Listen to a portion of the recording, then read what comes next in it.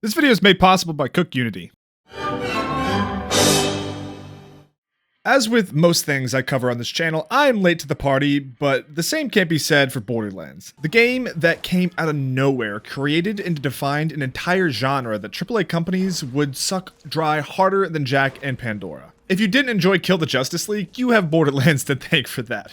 I jest, but it's really incredible looking back that it was this game that started it all. A brand new IP, a last-minute art direction swap that saved it from mediocrity, all from a developer looking to finally define what their studio was going to be remembered for. With the announcement of Borderlands 4 and the slam dunk of a movie based on this game, I'd say that Gearbox has for sure cemented something for themselves. We'll get into it later in the Borderlands 3 video. For now, let's bring things back to 2009 with the release of this title, when my cousin booted it up randomly on his 360 and 9-year-old me was addicted immediately. Borderlands on conception wasn't the easy junk food of gaming that the looter shooter genre has become that we know today. Randy Daddy Pitchford is the sick that took all these genres that originally shouldn't have anything to do with each other and rammed them together like when you played with your action figures and your sister's Barbies. Just me? Don't you lie to me, John. Taking Diablo and Halo and making a Sid baby out of it is the kind of thing that creates legacies, evident by the movie that I'm so late on roasting. All this to say, at the time, these had no right being together, and the idea was initially rejected by industry analyst Michael Patcher. It was a risk for sure trying this, a risk that swiftly got 30 million copies shoved down his throat, and one that for all Randy's faults, we gotta remember him for. Without Borderlands, there are a host of great games that might not exist the way they do today. Borderlands 2, Destiny 2, Warframe, and I would even go as far to argue that games like Darktide and Rocket Stone, no, it actually took me a minute to remember the name of the game writing this. Deep Rocket Galactic. God, Zanny has given me brain rot. Those latter games did what Borderlands succeeded with and took different genres and mixed them together to a perfect cocktail. The pitch being Halo meets Diablo always entertains me, as Gearbox had worked on Combat Evolved, but also other first-person shooters you might remember, like, I don't know, Half-Life or Brothers at Arms, and my favorite, Tony Hawk Pro Skater 3? Gearbox, what was that about? Is that why Scooter gets us rolling doing gainers in them runners? Let's just say they weren't lacking experience when it came to the shooter side of things. The RPG side was a completely new nut to crack, but let's save that for the gameplay section, shall we? But before we continue, I'd like to take a second to talk about today's sponsor, Cook Unity. Cook Unity is the first chef-to-consumer platform, delivering freshly prepared, pre-selected meals right to your door weekly. With Cook Unity, you can select from 350 plus chef-created meals each week using over 7 different dietary preference filters. We're talking about chefs who are Food Network alums, James Beard Award winners, and acclaimed restaurateurs. Meals are delivered fully cooked, so all you gotta do is heat them up and you're ready to eat. So, working both YouTube and another job on the side, Cook Unity has been amazing for me to get back some of my time. Making for the perfect lunches when I'm in between both schedules, just trying to get through the day. My favorite right now has definitely got to be this double cheeseburger by Chef Chris Rattel. And what can I say? I'm a simple guy. I like a cheeseburger. That's all I need. But that's not all. My girlfriend, she really enjoyed the Mission-style chicken burrito by Chef Jose Garcia's and the gingery salmon cakes by Chef Chris Rattel. Again, this guy's cooking. He knows what he's doing. You really can't beat the convenience and the flavors of Cook Unity. Getting a full belly and a satisfying meal this quickly should be illegal. That's all I'm saying. I used to always spend a whole day meal prepping for the week, and now I don't have to lift a finger or give it a second thought. Having meals be delivered fully cooked, all I need to do is heat them up and I'm done. Coupled with the amount of traveling I do, Cook Unity makes it easy to change up my subscription with no commitments and being able to pause anytime I need. But you already know, once I get home, I'm going to be back on it because there are hundreds of different meals to choose from. You could eat a different dish each day of the year and still have options left over. You know what they say, variety is the spice of life, and Cook Unity isn't lacking there. I'd like to thank Cook Unity again for sponsoring this video, and go to the link you see on screen or in the description and pinned comment and use my code GWINS50 to get 50% off your first order of Cook Unity meals. Try them out for yourself.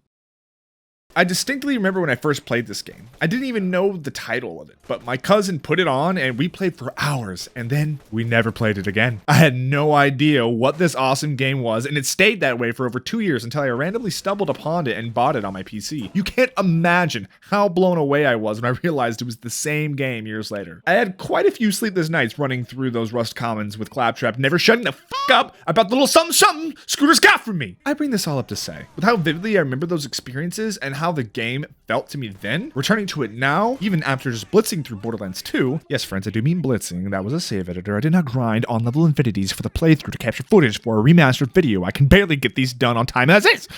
Even after that, coming back to this one has this almost indescribable feeling about it. Borderlands 1's aura is hype, bro. No cap. You'd expect the endless sands and trash heaps to get old after some time, but it never does. There's this vibe of learned loneliness in the first game. Maybe some Stockholm Syndrome? You become comfortable in Pandora, driving from place to place, doing the 100th side quest, and just waiting for that next loot drop. There really wasn't anything else like it at the time that put you in the driver's seat like this. I really believe the first-person shooter angle is what sold so many of us on it. I didn't enjoy WoW or Diablo as a kid because of the perspectives and how overwhelming the systems were. Borderlands knew the audience they were developing for and tuned the knob, I feel, just right to not alienate either crowd. Coming from the Diablo side of things, where your enjoyment is from a min-maxed build, there's just enough here for you. Coming from COD and one headshots, the gunplay even today holds up, and especially keyboard and mouse, which was a dream to play. But I can't just give all this a passing nod. Let's get into why Borderlands still feels great revisiting it even 15 years later. Now yes, I am playing the Remastered edition, which has a few quality of life improvements here and there, like the updated UI to match 2, auto pickup, and a much needed FOV slider. None of this changes the game at its core, and that is what has stood the test of time. Looting and shooting. Everything else comes secondary to that, and Gearbox wholly understood that. Ask yourself, why are we vault hunters of all things? Because killing things and stealing their loot probably isn't something Paul Allen's card is doing. We're told from the onset, we're here to loot and for 9 and 24-year-old me, that's all I needed, even if I can only do one now without it being weird. I'll leave it up to your dirty brain to think about what I'm talking about. I would love to tell you I paid attention to the story on this playthrough and didn't do the research after the fact. And I would also like to start going to the gym, but mom always told me if I didn't go to hell for lying, then it'd be because of that one time I gave away an art project in grade school before I could show her to impress a girl. Sorry, Mom. I didn't know what I was doing, or why, beyond the fact that I was getting a key to open a badass vault with some more pretty colored guns. If that's not enough for you, then you've come to the wrong place. Borderlands opens with an all-time classic intro, making millions of people Cage the Elephant fans in just 3 minutes. A mysterious rundown of what our goal is from some hot robot and some hand-holding by another hot robot. And of course, let us not forget our favorite capitalist, the Russian Marcus. I just need to point it out because it makes me giggle every time I think about it. You all know how much I care about and focus on story in my videos, which is what makes Borderlands an interesting challenge for me and why we're doing a more traditional video to cover the game. Because the game's story is skimpier than two cousins taking a bath together. If you know, you know. What Borderlands lacks is story, it makes up for in droves with world building. If there is one thing that has always stuck with me, was Pandora, its inhabitants, and how it all made me feel. Every corner of this world has a story to tell, whether through echo logs or just through design. Seeing the differences between Old Haven and New, for example. One being a major population center, the type you'd expect to see, and the other, a town in the middle of a trash heap. And this world living amongst the garbage is the only way to survive. The atmosphere of the game is unmatched. Not even by the sequels. They have their own that never scratches the same itch that Borderlands does. Pandora is as much a character as any one of our Vault Hunters, which it's time to mention then. With this game being Diablo inspired, Gearbox leaned into what the classes you'd expect to find in a game such as that. We've got our caster mage int-based character Lilith, the tank barbarian strength main Brick, the rogue thief dex Mordecai, and the person who picks a human fighter in every D&D campaign. These tropes are here, but so cleverly done it doesn't feel derivative. They each fill a distinct role but aren't beholden to them. If you want to go shotgun Lilith, you damn well can. The skill trees aren't as impressive and as impactful as we see in future titles, but I think that's a good thing for this first entry. A lot of people who had never played RPGs were experiencing one for the first time with this, and having a greater focus on the gun itself was imperative. I would often get a drop that would completely shape how I build and play. Especially this run, I was respecking back and forth between pistol and sniper Morty, depending on which gear I had was better. Eventually, builds don't really matter, because you're able to spec on 2.5 trees and feel like a god. Though not every skill moves the needle in meaningful ways, days when you find that perfect class mod that complements your build, yeah, I wish I was wearing my white pants. And it's not just the perfect class mods that might make it a little creamy, but those weapons. Borderlands has always marketed itself off its procedurally generated weapons that offer millions upon millions of unique guns, technically. Most are going to be thrown out and are trash. Still, lots of guns. There's a certain vibe that I kind of miss about the guns in Borderlands. Many of them all felt very samey, sure, but the aesthetic behind them and sound design draws me in. Just like everything else in the world, the weapons feel cobbled together, and they could fall apart at any moment. Even the legendary ones, which I gotta give Borderlands credit where it's due. You can actually find legendaries in this game. Something I loathed about Borderlands 2. Additionally, even when you did find those legendaries in 2, you'd be lucky to get more than 3 levels out of them before you'd move on, thanks to the exponential leveling of that game. And one, a legendary, or hell, even a purple or blue can last you a while. Gives you time to bond with it, have a story, and create one with it to remember that one, badass sniper that carried you through Crom's Canyon that you forever won't sell and keep in your bank. Little things like that you can't get when you're cycling guns faster than DiCaprio with an old woman. Regardless, gun manufacturers are still present in Borderlands, even if to a much less degree. They still exist at their core of giving each weapon a bump in their stat or unique element that manufacturer specializes in, but nothing close to the overhaul that we see in 2. The one thing Borderlands has over 2 is SNS munitions. Oi,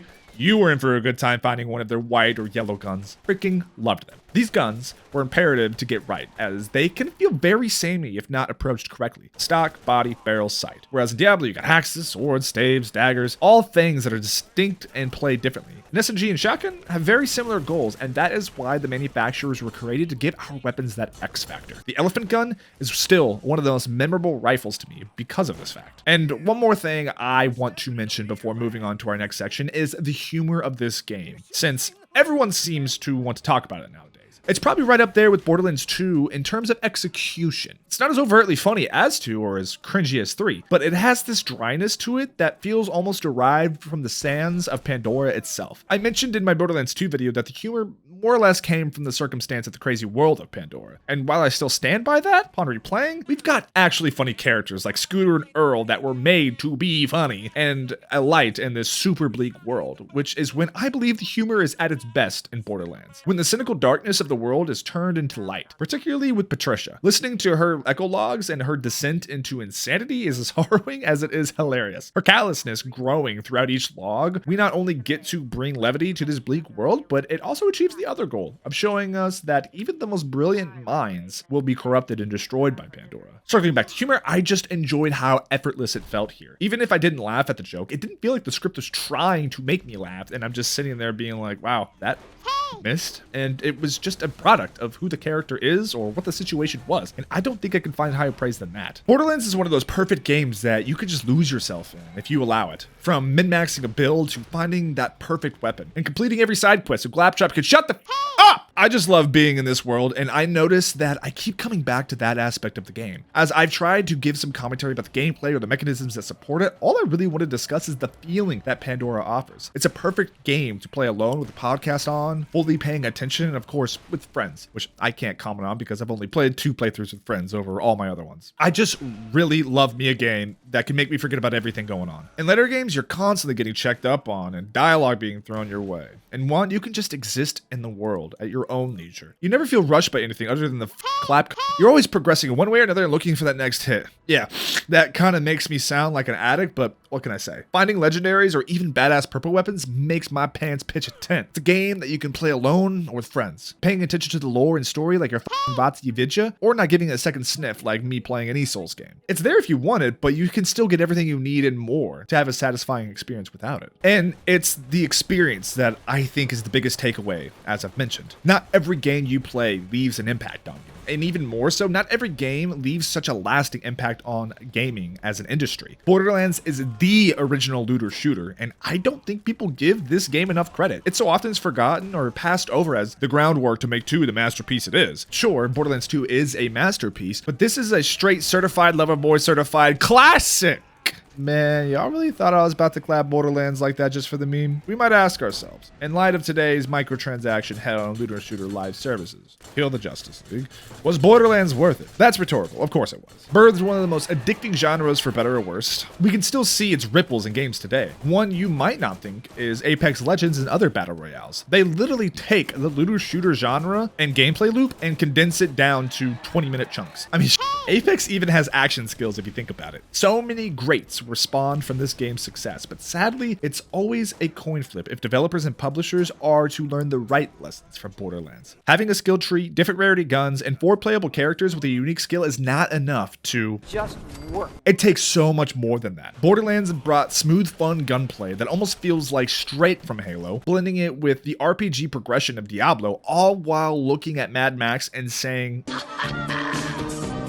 building out a world that supports the gameplay loop and not nickel and diming us every turn of the way. It's why I haven't really been covering many new games on the channel, is that I've just been in love with playing the older titles. Borderlands just worked. It's greater than the sum of its parts. Not one part shining above the rest, like Jack in 2, the gunplay in 3, or Jack in the pre-sequel. Okay, Jack's amazing, but it also offered something that no one else was offering at the time. If you wanted a looter shooter, you had to play Borderlands. And I love this. Creating new markets is any developer's dream. And in today's day and age, everything feels solved and completed, and we're seeing less and less risk being taken on by publishers and devs outside of the indie scene. I'm not naive and know that with game costs ballooning and staff being slashed every other day, the last thing a company wants to do is take a risk on something completely new. But just take a look at Concord, a game that had the weight of Sony behind it. They played it too safe, just being lost in the miasma that is the hero shooter genre right now. Marvel Rivals, save me from Overwatch, please! Borderlands took that risk, blending genres and reinventing their entire art style so close to the end they burned bridges with their original artists. But you gotta break some eggs, you know? Borderlands' legacy is generational.